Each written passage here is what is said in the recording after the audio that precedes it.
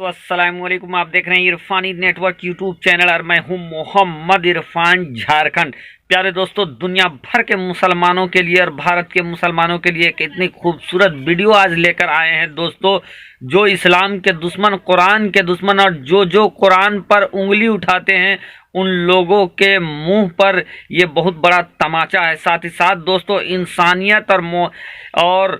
इंसानियत से मोहब्बत करने वाले जो लोग हैं दोस्तों, उनके लिए बहुत खुशखबरी है।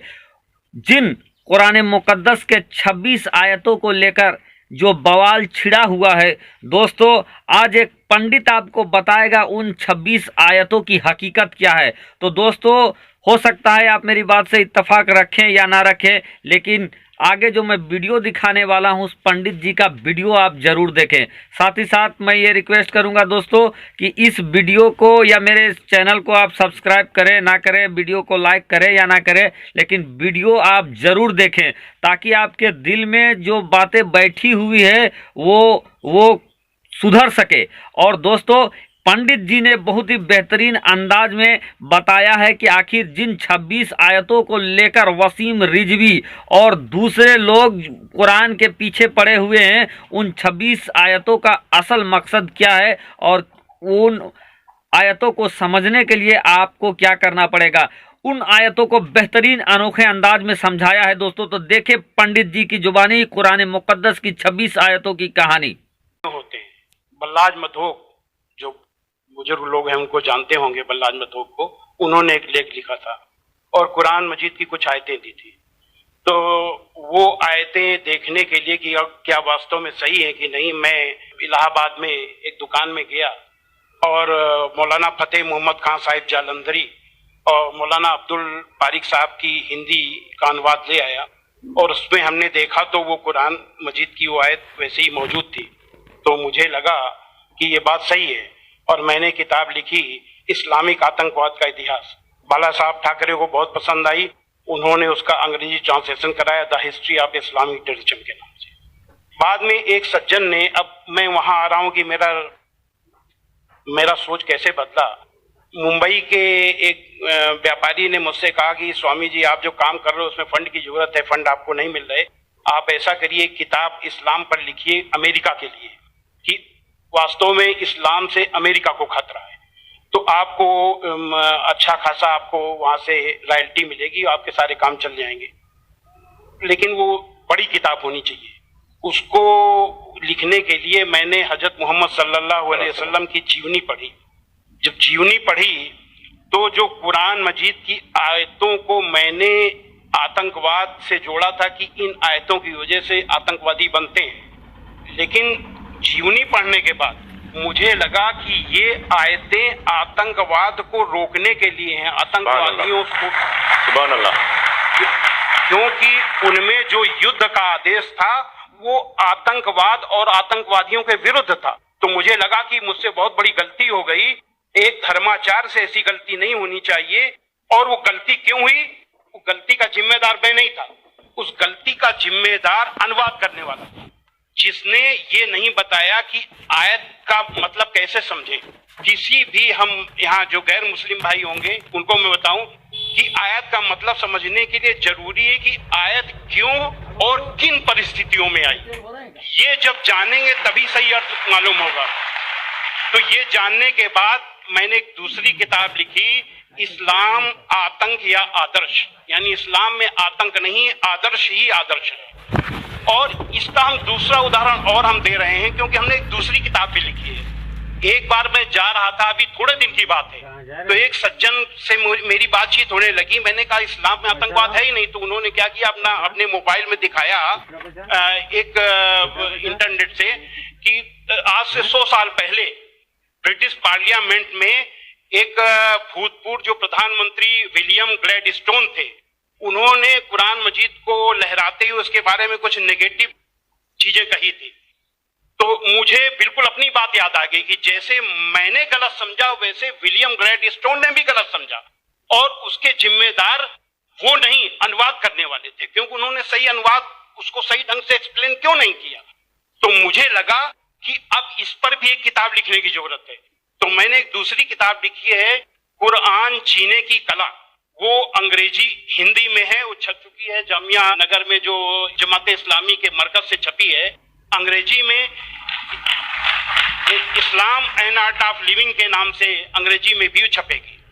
अब इन सारी चीजों जो मैंने इस्लाम को देखा, कुरान को देखा, उसके हिसाब से मैं एक छोटे से निष्कर्ष पे पहुंचा कि इंसान में इंसानियत लाने के तरीके का नाम इस्लाम है।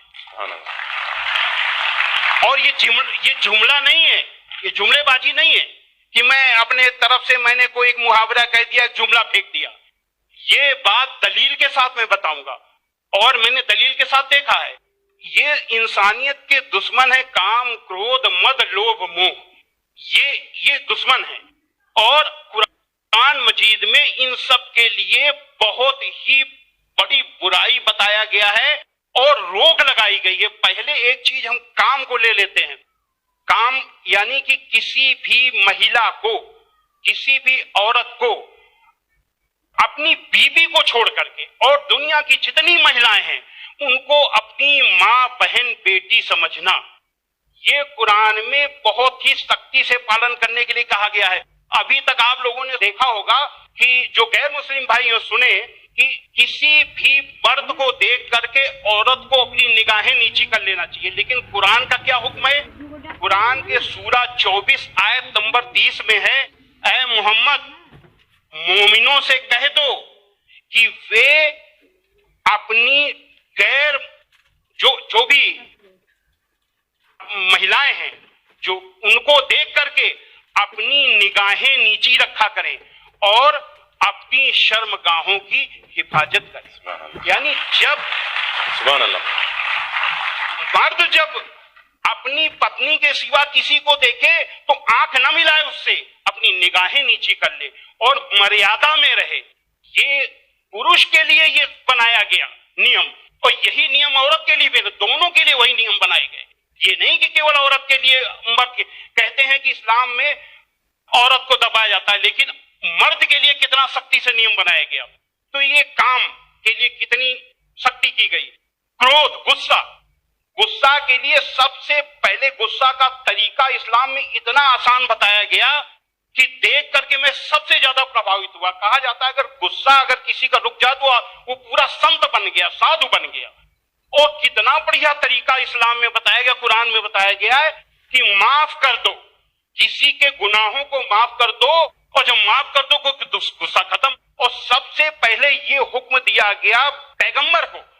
सूरा 7 आयत नंबर 199 हुक्म आया कि ऐ मोहम्मद माफी का तरीका अपनाओ और भलाई का हुक्म देते रहो और अज्ञानियों से किनारा कर दो। सबसे पहला माफी का हुक्म अगर आया तो अपने पैगंबर के लिए आया। और ऐसे लोगों को क्या कहा गया? सूरा 3 आयत नंबर 134 में अल्लाह का हुक्म है कि जो लोग तंगी और खुशहाली की हर हालत में अच्छे से अच्छा काम करते हैं और गुस्से को रोकते हैं और लोगों के गुनाहों को माफ करते हैं तो अल्लाह ऐसे लोगों को पसंद करता है जो ऐसे अच्छा से अच्छा काम करते हैं। हजरत मोहम्मद सल्लल्लाहु अलैहि वसल्लम पर कुरान उतरने के बाद आपके दिल में उतर गई, दिल में उतरने के बाद आपके कर्मों में उतर गई। आपके एक एक कर्म कुरान में अल्लाह के हुक्म के अनुसार हुआ करते थे। आपने पहले खुद अपने आचरण में लिया, अपने अखलाक में लिया, तब दूसरों को बताया। फतेह मक्का के दिन वो अबू सुफियान जो आपके खिलाफ मक्का की एक एक लड़ाई में आपका के खिलाफ नेतृत्व करते थे, जब वो सामने पड़े फतेह मक्का के दिन तो हजरत मोहम्मद सल्लल्लाहु अलैहि वसल्लम ने कहा कि आज अबू सुफियान को माफी और जो अबू सुफियान के घर में दाखिल हो जाए उसे भी माफी। आज जो अपने घर के दरवाजे बंद कर ले उसे माफी, जो मस्जिद में चला जाए उसे भी माफी। अब आप सोचिए, जिस मक्का में कदम कदम पे आपका विरोध था, कदम कदम पे आपके रास्ते पे रोड़े अटकाए गए और जो 10,000 लोगों की फौज के साथ आप जब पहुंचे तो किसकी हिम्मत थी कि सामने होता? सारे के सारे लोग छिप गए। जब हजरत मोहम्मद सल्लल्लाहु अलैहि वसल्लम ने देखा कि कोई नहीं दिखाई दे रहा तो बहाना बनाया माफी देने का।